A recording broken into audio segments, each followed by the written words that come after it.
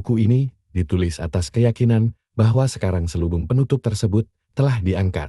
Saat umat Yahudi menolak Isa Yesus alaihi salam sebagai Al-Masih lalu menyombongkan diri bahwa mereka telah membunuhnya, lihat Al-Quran An-Nisa 4:157.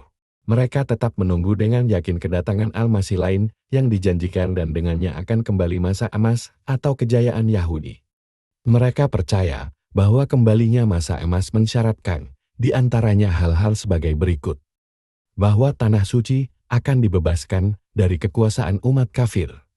Bahwa setelah pengasingan, umat Yahudi akan kembali ke tanah suci untuk memilikinya lagi. Bahwa negara Israel akan direstorasi. Bahwa tempat ibadah akan didirikan kembali untuk penyembahan umat Yahudi pada Tuhannya Ibrahim. Bahwa Israel pada akhirnya akan menjadi negara penguasa di dunia dengan cara yang sama seperti yang dicapai pada masa Nabi Daud alaihi salam dan Sulaiman alaihi salam. Bahwa Raja Yahudi yang akan menjadi Al-Masih akan memerintah dunia dari tahta Nabi Daud alaihi salam dan akhirnya kekuasaannya akan abadi. Nabi Muhammad Shallallahu alaihi wasallam menyatakan bahwa satu dari tanda-tanda besar hari kiamat adalah Allah Maha Tinggi akan menipu umat Yahudi dengan mengangkat dan mengutus seseorang yang akan menyamar sebagai Al-Masih dan membimbing mereka untuk meyakini bahwa masa emas Golden Age telah kembali. Padahal, Al-Masih palsu itu dengan tipu daya yang sangat besar akan membimbing mereka menuju hukuman Tuhan paling keras yang ditimpakan pada makhluk Allah, Al-Masih Al-Dajjal. Atau Dajjal Al-Masih palsu, yang dikenal oleh umat Kristen sebagai Antikristus, telah diciptakan Allah Maha Tinggi dan akan dilepaskan ke dunia pada zaman akhir untuk menunaikan misi tersebut. Sekarang pertimbangkan hal-hal berikut. Tanah suci dibebaskan dari umat Muslim yang menurut sudut pandang Yahudi adalah umat kafir ketika Jenderal Inggris, Allenby, menaklukkan Yerusalem pada tahun 1917. Umat Yahudi Bani Israel telah kembali untuk memiliki tanah suci lagi setelah Tuhan menakdirkan 2000 tahun pengasingan mereka, yang demikian itu tepat seperti yang Al-Quran nyatakan 1400 tahun lalu, bahwa hal ini akan terjadi pada zaman akhir. Umat Yahudi Kaukasian di Amerika Serikat dan dimanapun, tampaknya ditakdirkan segera ke sana. Negara Israel direstorasi pada tahun 1948 dan diakui sebagai kebangkitan negara Israel Nabi Daud alaihi salam dan Sulaiman alaihi salam. Israel dipersenjatai lengkap dengan nuklir, senjata yang tampaknya dimaksudkan untuk membangkitkan Intifada Palestina dan tragedi 11 September tahun 2001. Saat Mossad Badan Intelijen Israel menyerang Amerika Serikat yang dampaknya menciptakan keadaan yang menguntungkan bagi Israel dan dengan perang, Israel akan menantang Amerika Serikat, Eropa, PBB, dan seluruh bagian dunia lainnya untuk mengendalikan seluruh wilayah yang ditempati mereka.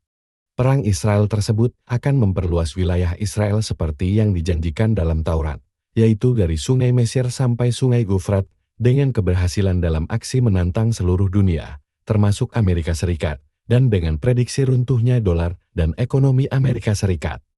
Euro Israel pada akhirnya akan lepas dari ketergantungannya, yang pertama pada Inggris dan kemudian pada Amerika Serikat. Negara Euro Yahudi pada akhirnya akan menggantikan Amerika Serikat dan Inggris sebagai negara adidaya secara militer dan finansial di dunia. Prediksi kehancuran Masjid Al-Aqsa dan pembangunan tempat ibadah Yahudi di lokasi tersebut akan menjadi kenyataan. Nabi Nathan pernah menyatakan, Al-Masih akan membangun rumah untuk Tuhan, Itawaring, Ichronicles 17:11-15. Dijadikan dalil untuk menghancurkan Masjid Al-Aqsa yang ada sekarang. Semua ini tampak sangat meyakinkan bagi umat Yahudi sebagai terwujudnya nubuat mengenai kembalinya masa emas ketika Sulaiman alaihi salam menguasai dunia dari Yerusalem. Dari sudut pandang buku ini, walau bagaimanapun, hal-hal di atas tidak akan dapat tercapai tanpa campur tangan Dajjal Al-Masih palsu. Dengan demikian, semua hal di atas mengandung tipu daya. Negara suci Israel yang pertama didirikan oleh Nabi Sulaiman alaihi salam masih belum direstorasi. Melainkan, Israel palsu berada di tempat Israel asli. Hal ini jelas bagi penulis bahwa selubung penutup telah diangkat dan zaman akhir telah datang. Mungkin itulah alasan mengapa menulis buku ini dapat dilakukan pada masa ini. Al-Quran menjelaskan semua hal di atas. Al-Quran menunjuk Yerusalem, berkali-kali, sebagai kota atau negeri Karyah tanpa menyebut namanya. Hal ini tampak sebagai selubung Tuhan untuk menutupi perang Yerusalem hingga zaman akhir tiba. Contohnya, Al-Quran menceritakan kejadian ketika umat Yahudi Bani Israel menyembah anak sapi emas sementara nabi mereka, Musa alaihi salam, pergi ke Gunung Sinai untuk memenuhi panggilan Tuhan. Al-Quran memperingatkan bahwa penyembahan selain pada Allah Maha Tinggi akan mengakibatkan datangnya hukuman Tuhan. Sesungguhnya orang-orang yang menjadikan anak sapi emas sebagai sembahannya, dan dengan demikian melakukan syirik, kelak akan menimpa mereka kemurkaan dari Tuhan mereka dan kehinaan dalam kehidupan di dunia. Demikianlah kami memberikan balasan kepada orang-orang yang membuat-buat kebohongan terhadap Allah. Al-Quran, Al-A'raf 7, 152. Selanjutnya Al-Quran menjelaskan kejadian ketika Bani Israel masih di Sinai dan sebelum mereka dibolehkan memasuki tanah suci dengan menyatakan, dan kami bagi mereka menjadi 12 suku yang masing-masingnya berjumlah besar, dan kami wahyukan kepada Musa ketika kaumnya kehausan meminta air kepadanya, pukullah batu itu dengan tongkatmu. Maka memancarlah daripadanya 12 mata air. Sesungguhnya tiap-tiap suku mengetahui tempat minum masing-masing, dan kami naungkan awan atas mereka, dan kami turunkan kepada mereka mana dan salwa. Kami berfirman, makanlah yang baik-baik dari apa yang telah kami rezekikan kepadamu. Tetapi mereka durhaka, mereka tidak menganiaya kami, namun merekalah yang selalu menganiaya jiwa mereka sendiri. Al-Quran, Al-A'raf 7, 160. Setelah itu Al-Quran menunjuk Yerusalem dengan sederhana dan misterius sebagai sebuah kota. Dan ingatlah, ketika dikatakan kepada mereka Bani Israel, tinggallah di kota ini saja, Baitul Maqdis yakni Yerusalem. Dan makanlah dari hasil buminya di mana saja kamu kehendaki, dan katakanlah kata rendah hati, dan masukilah pintu gerbangnya dengan berendah hati. Al-Quran, Al-A'raf 7, 161.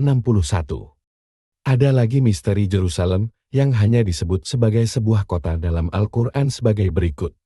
Dan ada larangan pada orang-orang dari sebuah kota yang telah kami hancurkan dan penduduknya dikeluarkan, bahwa mereka penduduk kota itu tidak akan kembali untuk memiliki kota itu. Hingga apabila Yajud dan Majud dilepaskan dan kemudian mereka turun berkerumun dengan cepat dari setiap ketinggian atau menyebar ke segala arah. Al-Quran, Al-Anbiya 21, 95-96. Saat turun dari setiap ketinggian atau menyebar ke segala arah, mereka menguasai seluruh dunia dan memerintah dunia dalam tatanan dunia Yajud dan Majud. Agar dapat menentukan identitas kota yang dimaksud di atas, kami memeriksa semua materi yang ada dalam Al-Quran dan hadits yang berkaitan dengan Yajud dan Majud, dan kota itu adalah Yerusalem. Lihat bab 10, bagian 1. Dengan demikian, kami menyimpulkan bahwa kota yang dimaksud dalam ayat-ayat Al-Quran di atas adalah Yerusalem. Saat kami mengenali Yerusalem sebagai kota itu, kemudian menjadi jelas bahwa selubung yang menutupi Yerusalem dalam Al-Quran diangkat hanya saat Yajud dan Majud dilepas, dan saat akhirnya mereka turun dari setiap ketinggian atau menyebar ke segala arah, yang berarti mereka menguasai dunia dalam tatanan dunia Yajud dan Majud. Kembalinya umat Yahudi Bani Israel ke Tanah Suci mengkonfirmasi bahwa Yajud dan Majud telah dilepas dan telah turun dari setiap ketinggian atau telah menyebar ke segala arah, dan maka dari itu telah mengendalikan dunia. Tatanan dunia yang sekarang menguasai dunia adalah tatanan dunia Yajud dan Majud. Sesungguhnya Yajud dan Majud adalah pihak yang membuat umat Yahudi kembali ke Tanah Suci. Sekarang kita dapat mengantisipasi bahaya dari rencana besar Dajjal Al-Masih palsu yang akan terus meyakinkan umat Yahudi bahwa dia membawakan kembalinya masa emas. Rencana besar itu tampaknya dimulai saat Dajjal beraksi dari Inggris untuk mengubah peradaban Eropa menjadi peradaban pasca Kristen dan pada intinya tidak bertuhan sekuler, dan memberkahinya dengan kekuatan untuk mencapai tujuan apapun yang dipilih untuk dikejar. Kemudian mereka menciptakan gerakan Zionisme, kemudian mendirikan negara Israel. Rencana mereka sepertinya akan berlanjut untuk menjadikan umat Yahudi sebagai penguasa seluruh wilayah Tanah Suci, dan kemudian menguasai dunia. Itulah yang harus dilakukan Dajjal agar umat Yahudi menerimanya sebagai Al-Masih asli. Jika mereka menguasai suatu wilayah, maka mereka juga harus menguasai harta dan airnya. Nabi Muhammad SAW telah menjelaskan hubungan antara Dajjal dengan riba, dan antara Yajud dan Majud dengan air. Umat Yahudi Bani Israel telah kembali ke Tanah Suci. Kembalinya mereka tidak akan mungkin terjadi tanpa peradaban barat modern dengan Inggris memainkan peran yang paling menonjol, dan dengan demikian, sekarang menjadi jelas bahwa bukan hanya Dajjal Al-Masih palsu yang beraksi dari Pulau Inggris, tetapi juga Yajud dan Majud yang berlokasi di peradaban Eropa. Dari Yerusalem ke Tanah Suci. Misteri Yerusalem dalam Al-Quran dipersulit dengan kenyataan bahwa kitab suci kadangkala menunjuk kota Yerusalem semakna dengan Tanah Suci seperti dalam surat Al-Anbiya 21, 95-96, dan kemudian menunjuk Tanah Suci secara misterius sama dengan Yerusalem. Contohnya dalam surah Bani Israel atau Al-Isra. Al-Quran menyatakan takdir Bani Israel bahwa mereka akan melakukan fasad kejahatan yang merusak di Tanah Suci Al-Ard Al-Muqaddasah 2 kali. Tetapi Al-Quran tidak menyebutkan nama Tanah Suci dalam ayat tersebut, melainkan Al-Quran menyebutnya dengan sederhana dan penuh teka-teki sebagai bumi atau Tanah Al-Ard. Dan kami sampaikan peringatan yang jelas kepada Bani Israel dalam kitab Al-Quran bahwa mereka akan melakukan fasad 2 kali di bumi dan berbangga diri dengan kesombongan yang besar, dan 2 kali mereka akan dihukum. Al-Quran, Bani Israel, 17:4. Kemudian saat Al-Quran menyampaikan topik yang sangat penting tentang syarat-syarat dari Tuhan bagi orang-orang yang mewarisi Tanah Suci, lagi-lagi Al-Quran menunjuknya dengan sederhana dan penuh teka-teki sebagai bumi atau tanah, tidak sebagai Tanah Suci. Dan sungguh, telah kami tulis dalam Zabur setelah Al-Syiq Taurat yang diberikan pada Musa, bumi akan diwarisi oleh hamba-hambaku yang saleh. Al-Quran, Al-Anbiya 21:105. Akhirnya, Al-Quran menunjuk pada kejadian ketika Allah yang Maha Tinggi akan mengangkat di Abatul Ard binatang buas dari bumi atau tanah. Dan ketika janji telah dipenuhi terhadap mereka Bani Israel, kami akan memunculkan binatang buas dari tanah untuk menghadapi mereka Bani Israel. Dia akan berbicara kepada mereka bahwa sesungguhnya manusia tidak meyakini dengan keyakinan yang pasti terhadap tanda-tanda kami, Al-Quran. An-Naml 27:82. Binatang buas dari bumi atau tanah adalah, seperti Dajjal dan Yajud Majud, merupakan tanda-tanda besar zaman akhir. Jelas bahwa kata tanah atau bumi dengan menunjuk binatang buas tidak lain adalah Tanah Suci. Dengan begitu, ketika Allah Maha Tinggi siap memulai hukumannya kepada umat Yahudi, Dia mengangkat seekor binatang buas di Tanah Suci. Binatang buas ini tidak lain adalah negara Yahudi Israel.